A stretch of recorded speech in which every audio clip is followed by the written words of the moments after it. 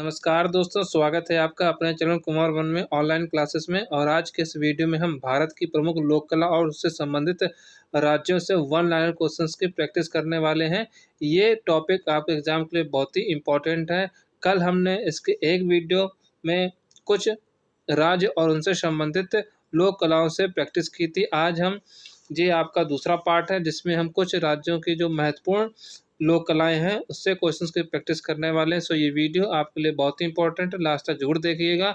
और जो लोग नए हैं प्लीज़ चैनल को ज्वाइन कर लीजिएगा और वीडियो को ज़रूर शेयर कीजिएगा। आइए स्टार्ट करते हैं, देखते हैं अगली पेंटिंग हमारी कौन सी है। तो ये है हमारी अगली पेंटिंग, जिसका नाम है मधुमनी। आप लोग जानते भी होंगे। आइए जानते हैं इसके इतिहास के बारे में, इससे संबंधित फैक्ट क्या है। वन लाइनर में है ये, देखते हैं। मधुमनी पेंटिंग बिहार राज्य की प्रमुख लोक कला है। ये आपको पता होगा कि मधुमनी पेंटिंग जो है भारत के बिहार राज्य की प्रमुख लोक कला है। मधुमनी कला के प्रमुख क्षेत्र हैं आपके जितवारपुर, दरभंगा तथा पूर्णिया है। आपको याद रखना है कि मधुबनी के जो प्रमुख क्षेत्र हैं, एरिया हैं, यानी कि किस क्षेत्र में सबसे ज़्यादा मधुबनी की पेंटिंग की जाती है, वो आपका जितवारपुर है, दरभंगा है और पूर्णिया। ये तीन क्षेत्र बहुत ही इंपॉर्टेंट है जिसमें मधुमनी कला प्रमुख रूप से की जाती है। अगला पॉइंट देखते हैं इसी पेंटिंग से क्या है। मधुमनी लोक चित्रों के विषय मुख्य रूप से देवी देवता व प्रकृति से संबंधित रहे हैं। आपको ये याद रखना है कि जो मधुमनी लोक चित्र है इसमें किस सब्जेक्ट को मुख्य रूप से दर्शाया जाता है, तो इसमें देवी देवताओं और नेचर से संबंधित चित्रों को दर्शाया जाता है मधुबनी लोक चित्र में। अगला पॉइंट देखते हैं।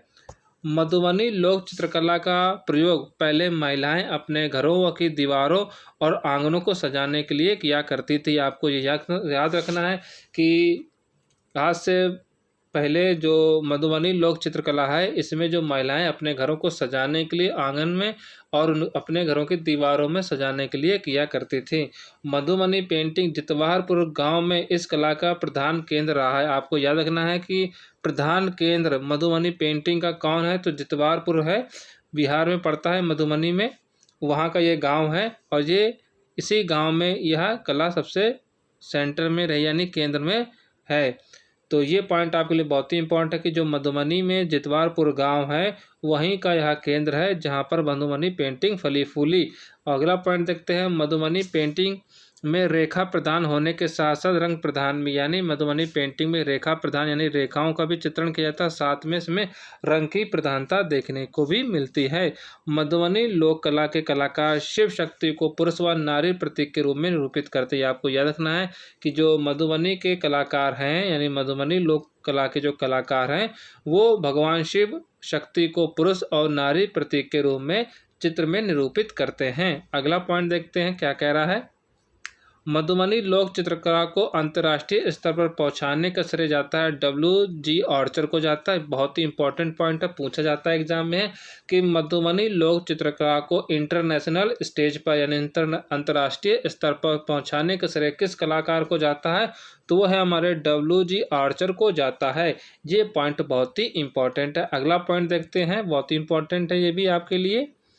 मधुबनी लोक कला में प्राकृतिक रंगों के साथ साथ हल्दी, केले के पत्ते, लाल रंग के लिए पीपल की छाल, सफ़ेद रंग के लिए पिसे हुए चावल व दूध का प्रयोग करते हैं। आपको याद रखना है कि जब भी मधुबनी लोक कला बनाई जाती है तो वो कलाकार इसमें प्राकृतिक रंगों का प्रयोग करते हैं। प्राकृतिक रंग बनाने के लिए वे हल्दी का प्रयोग करते हैं, केले के पत्ते का प्रयोग करते हैं, लाल रंग के लिए वो पीपल की छाल का प्रयोग करते हैं और सफ़ेद रंगों के लिए वह पिसे हुए चावल और दूध का प्रयोग करते हैं।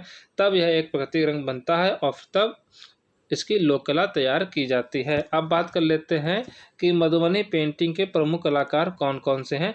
तो इसमें सबसे पहला नाम आता है जगदम्बा देवी और सीता देवी का। ये दोनों ही मधुबनी पेंटिंग के प्रमुख कलाकार हैं जिनको 1975 में, कब 1975 ईस्वी में पद्मश्री दिया गया था। यानी दोनों ही कलाकारों को मधुबनी पेंटिंग के लिए भारत सरकार के द्वारा 1975 में पद्मश्री से सम्मानित किया गया था। वहीं सीता देवी को मधुबनी के पास वहीं सीता देवी जो हैं ये मधुबनी के पास जितवारपुर गांव की रहने वाली हैं। तो आपको याद रखना है सीता देवी कहाँ की रहने वाली हैं, तो सीता देवी मधुबनी के पास जितवारपुर गांव की रहने वाली हैं। वहीं सीता देवी को 1984 ईस्वी में, कब 1984 ईस्वी में यानी 1984 ईस्वी में बिहार रत्न तथा 2006 में शिल्प गुरु से सम्मानित किया गया था। आपको याद रखना सीता देवी को कौन कौन से अवार्ड मिले हैं। सीता देवी को 1975 में पद्मश्री दिया गया था, वहीं 1984 में बिहार सरकार के द्वारा बिहार रत्न दिया गया था, वहीं 2006 में इनको शिल्प गुरु सम्मान से भी भूषित किया गया था। अगला पॉइंट देखते हैं, मधुबनी कलाकार गंगा देवी को पद्मश्री सम्मान से सम्मानित किया जा चुका है। ये भी आपको याद रखना है कि एक और कलाकार हैं, मधुबनी कलाकार हैं जिनका नाम है गंगा देवी, इनको भी पद्मश्री से सम्मानित किया गया चुका है। तो ये भी इम्पोर्टेंट है आपके लिए पॉइंट। इनकी अगला पॉइंट देखते हैं क्या कह रहा है। 10,000 स्क्वायर फीट में मधुबनी रेलवे स्टेशन की दीवारों को मधुबनी पेंटिंग से सजाया गया है। आपको याद रखना है कि जो मधुबनी रेलवे स्टेशन है इसकी 10,000 स्क्वायर फीट की जगह पर इसकी दीवारों पर मधुबनी पेंटिंग से इसको सजाया गया। किस पेंटिंग से? तो मधुबनी पेंटिंग से इसको सजाया गया है, ये आपको याद रखना है। अगला पॉइंट देखते हैं, ये रही आपकी मधुबनी पेंटिंग। देख लीजिए इस तरह की बनाई जाती है, इसमें भगवान जी केंद्र में है, ये आपकी मधुबनी पेंटिंग है। अगला पॉइंट देखते हैं, मधुबनी पेंटिंग में माँ दुर्गा, काली, सीताराम, राधा कृष्ण, शिव पार्वती, गौरी गणेश और विष्णु के 10 अवतारों को प्रमुखता से चित्रण किया गया है। साड़ियों पर सबसे पहले मधुबनी पेंटिंग बनाने का श्रेय महासुंदरी देवी को जाता है। ये आपको याद रखना बहुत ही इंपॉर्टेंट है। दीवारों और आंगनों पे तो यही करते थे, वहीं साड़ियों पर सबसे पहले पेंटिंग की थी महासुंदरी देवी। आपको याद रखना है, इनका नाम बहुत ही इंपॉर्टेंट है कि महादेवी सुंदरी ने सबसे पहले साड़ी पर मधुबनी पेंटिंग की थी। बहुत ही इंपॉर्टेंट पॉइंट है। सीता देवी की पेंटिंग जिसका नाम है, क्या नाम है देखते हैं, इसको जूम कर देते हैं आपको दिखाई दे जिससे। सीता देवी की पेंटिंग एक कदम का पेड़, यानी कि ये आपको याद रखना पेंटिंग का नाम क्या है, एक कदम का पेड़। यह एक नीलामी में 4,36,000 रुपये में बिकी थी। आपको याद रखना है सीता देवी जी की जो पेंटिंग है जिसका नाम है एक कदम का पेड़, यह नीलामी में 4,36,000 रुपये में बिकी थी। अगला पॉइंट देखते हैं, मधुबनी शैली कलाकार अविनाश कर्ण की पेंटिंग नटराज सैफरॉन आर्ट नीलामी गृह में 2020 में 2,48,000 में बिकी थी। ये भी पॉइंट बहुत ही इंपॉर्टेंट है। 2020 में इनकी यह पेंटिंग 2,48,000 में बिकी थी जिसका नाम है नटराज सैफरॉन आर्ट। और किसकी थी ये? अविनाश कर्ण की थी। पिकासो ने मधुबनी पेंटिंग के कलाकार महासुंदरी देवी की प्रशंसा की। तो आपको याद रखना कि महासुंदरी देवी की किस पाश्चात्य कलाकार ने प्रशंसा की है? तो वह है पिकासो साहब ने की है, इनकी प्रशंसा है। वह इंदिरा गांधी अंतर्राष्ट्रीय हवाई अड्डे की दीवारों पर मधुबनी पेंटिंग करने वाली कलाकार है सीता देवी। ये इंपॉर्टेंट पॉइंट है, आपसे पूछा जाएगा कि इंदिरा गांधी अंतर्राष्ट्रीय हवाई अड्डा की दीवारों पर मधुबनी पेंटिंग करने वाली बिहार की कलाकार कौन है? तो वो हैं आपकी सीता देवी जी हैं। इंटरनेशनल हवाई अड्डा है ये। अब देख लेते हैं प्रमुख कलाकार किनको कब कब अवार्ड दिया गया भारत सरकार के द्वारा। तो सीता देवी को 1984 में बिहार रत्न दिया गया है। महासुंदरी देवी को 2011 में पद्मश्री से सम्मानित किया गया है। बउआ देवी जी हैं जिनको 2018 में पद्मश्री दिया गया है। जगदम्बा देवी को 1975 में पद्मश्री दिया गया है। वहीं सीता देवी को 1975 में पद्मश्री से सम्मानित किया गया है। वहीं सीता देवी को 2006 में शिल्प गुरु से सम्मानित किया गया है। और गोदावरी दत्ता को 2010 में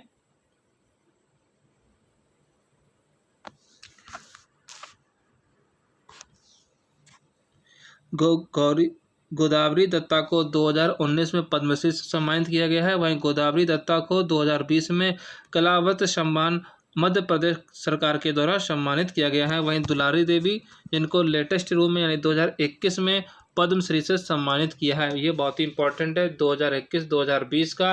गोदावरी दत्ता को 2020 में कलावत सम्मान मध्य प्रदेश सरकार के द्वारा सम्मानित किया गया है। वहीं दुलारी देवी को 2021 में भारत सरकार ने पद्मश्री से सम्मानित किया है।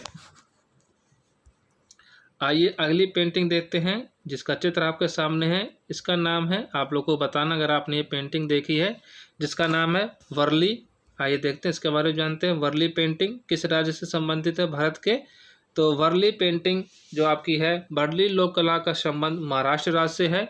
यह मुख्य रूप से महाराष्ट्र राष्ट्र में की जाती है लोक कला।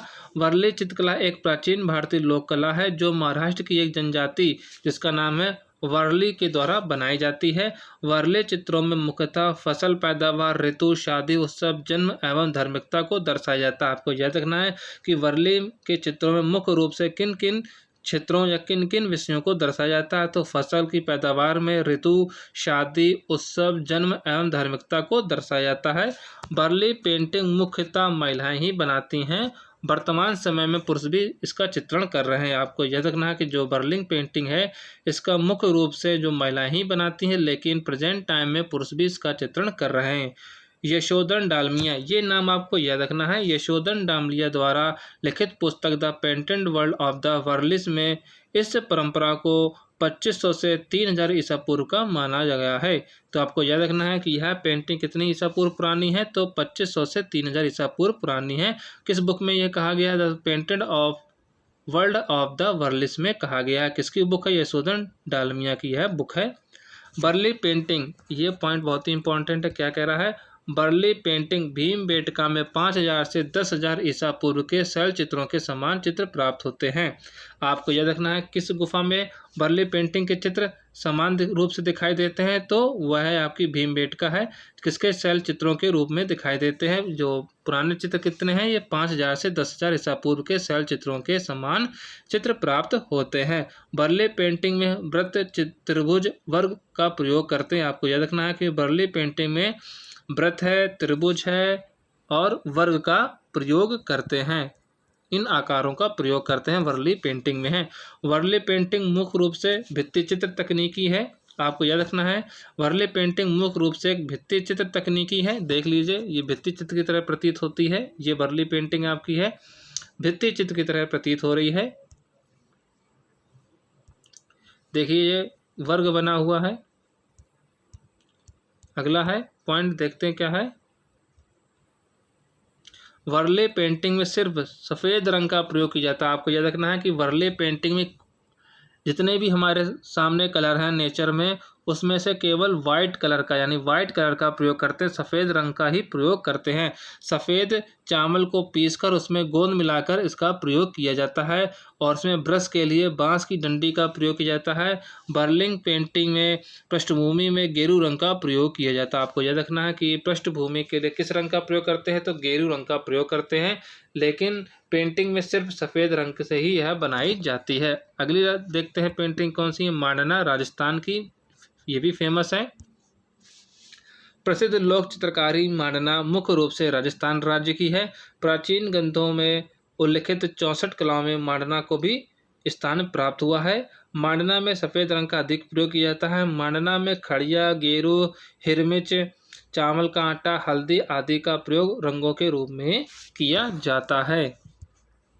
ये आपकी है मांडना चित्रकला, लोक कला जो राजस्थान की है। देखिए, इसमें सफ़ेद रंग का प्रयोग किया गया है। और जानते इसके बारे में, मांडना को श्री व समृद्धि का प्रतीक माना जाता है। मांडना कला मुख्यतः मीणा जनजाति से संबंधित यानी मीणा जनजाति के लोग यह कला बनाते हैं। मांडना कला मुख्यतः इसमें त्रिभुज, चतुर्भुज, वृत्त, शतरंज का आकार, तरंग की आकृतियों का प्रयोग किया जाता है। मांडना के लिए खजूर व बांस के बने ब्रश का प्रयोग किया जाता है। और ये नोट आपके लिए बहुत ही इंपॉर्टेंट है जो मैंने लिखा है। राजस्थान की जो लोक कला है पाबूजी के फड़, ये आपके शाहपुरा, भीलवाड़ा तथा चित्तौड़गढ़ में प्रसिद्ध रहा है। ये आपके लिए इम्पोर्टेंट पॉइंट है, नोट कर लीजिएगा।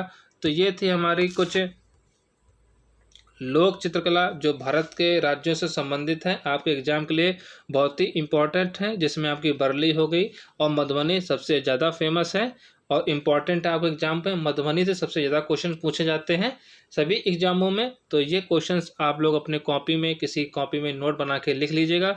बहुत ही बढ़िया पॉइंट्स मैं आपके लिए लाया था, आपके एग्जाम के लिए बहुत ही इम्पॉर्टेंट है। वीडियो अच्छी लगी हो, कंटेंट अच्छा लगा हो तो शेयर कीजिएगा, चैनल को जरूर ज्वाइन कीजिएगा। आज के लिए इतना ही, फिर मिलते हैं नेक्स्ट पार्ट में, नेक्स्ट लोक कला को लेकर आपके सामने हाजिर होंगे। तब तक के लिए बने रहिएगा और वीडियो देखने के लिए आपका बहुत बहुत धन्यवाद। Thank you.